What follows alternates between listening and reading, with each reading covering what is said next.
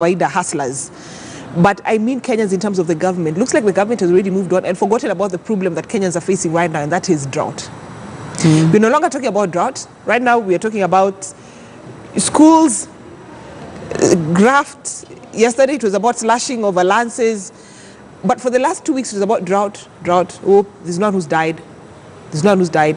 But on the ground, you could get the true picture of what is happening. So does it look like we forget so easily, so we're just waiting for floods? And you know, before we came on air, we were talking to Mark about his experience in going to Baringo. And I was speaking to somebody who comes from Tiati, and I was saying, you know what, that's their normal. Their normal is that 1 meal a day. Their normal is that living in houses made of sticks. Their normal is what we see. Eating the wild fruits. Exactly. And you're saying, you know what, even when the rest of us are so aghast, for them it's like a normal. And I think that's why some of the leaders are desensitized also to the pain, because maybe they grew up in the same environment. Is it because they have the mentality of pambana na hali yako? Most probably, because if you have a governor who knows his people are starving, but he's happy to spend 20 million to go to the devolution conference, ponder Mali for 3 days and then come back and still claim, but they don't even need to raise funds for us, we are fine. That tells you there's a level of desensitization or normalization of the situation. What my heart breaks for is coming to a place where we are in this day and age, this century, and surely we are talking about things like food. You know, drought doesn't creep up on you. It's something that you can tell within the next 1 month. If it doesn't rain and it carries on like this, there'll be issues. We need to move resources. We need to move things. But the problem is, in Kenya, we have made natural disasters, man-made disasters, to be very good politics and even better business. And so we don't act because we are waiting for that last minute, because by that time, people will be so desperate to get something done, they'll not care how much it costs. And when you talk about, they'll pay for it. Yeah, and when you talk about too much politics being played around with the lives of Kenyans, and I mean, Bichachi, when I watched the show that you had with my colleague Ben Kitili on Sunday, it was so heartbreaking to hear you talk about an old woman who was like, I don't even know where my next meal is going to come from. It's like you're on your deathbed, and when you wake up the next morning, you're like, wow, God, you've given me another chance. So I'm really grateful. And my point is, where I'm going with this is, members of parliament, both the Senate and the National Assembly, had us sitting, suspended all the other business to talk about drought. But what do we see? Nothing. And we see a demand for higher allowances. Yeah, and then governors this week come out and say, we're going to have a special kitty, and every county you're supposed to remove at least minimum 1 million, but you can go above that. Let me put it in perspective.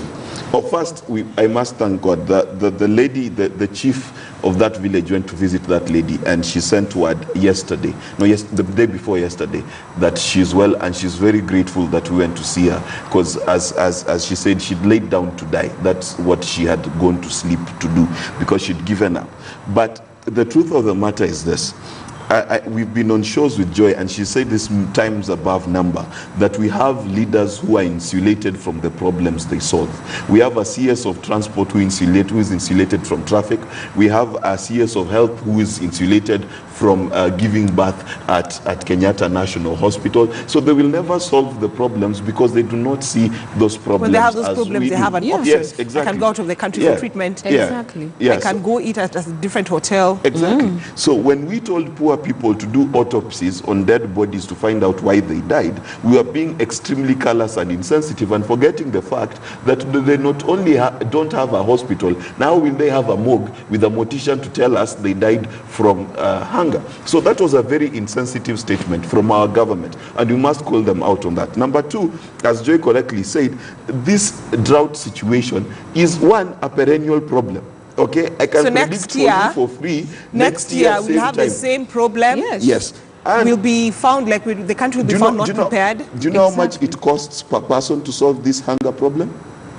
7,000 shillings. If we decided we will feed them every year without solving the problems. By, it's 7,000 shillings looking for per this person. 21 billion shillings that is lost. Now, 7,000 shillings per person is a total of 1 million people maximum are the ones who face the roughest ravages of hunger. So that tells you it's only 7 billion shillings a year. So it is basically the insurance of Kimwarere and Dam. It is basically one NYS air supply. It's peanuts as far as this country is concerned. But the problem is this. Yeah, because what is happening in this country is we've prioritized a lot of nonsense when a lot of people live in hunger every day. When a pregnant mother tells you that she takes unga, mix it with a little bit of soil so that ndio ishikilie tumbo, that's the reality. That's what they face every day. When it rains over there, what happens is they have what? 2 months of rain. So whatever they plant is a matter of 50-50, whether it will come out or not. But if you ask their parliamentarians here,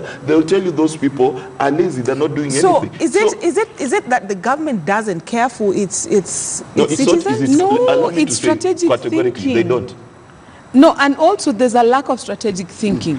For example, right now when we're in drought, this is the time when to desilt rivers. Yes. I would be expecting MPs in local areas and the CDF funds as well as the county government to be desilting rivers and removing the soil at the bottom of the river. So when water comes, there's more capacity. You see, Joy, the saddest thing is we are talking about drought here, and the reason as to why I decided we have to talk about this again is because when you look at our politicians who took time on the floor of the House to discuss a day in the afternoon to discuss about drought, then they forget about it immediately. The next thing is you're talking about 2022 politics. Yeah.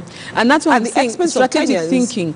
Right now they should be digging silangas in people's homes, doing dams, little water pans that make a difference, so that even if the rain is gone after 2 months, you have 2 more months of irrigation where you can guarantee the crop is going to survive. This is the time when you should be educating people about moving away from animal husbandry as the only means of sustenance to combining both things. This is the time to be putting up abattoirs and putting up smoking, what do you call them, drying facilities. So that even when the drought is coming, you tell farmers, kill the animals, let us dry them. Let's have a stock of dried meat.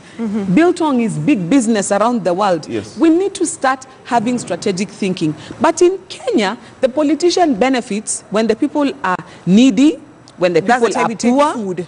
Because they will keep running to you, they will keep calling you, they'll have problems. So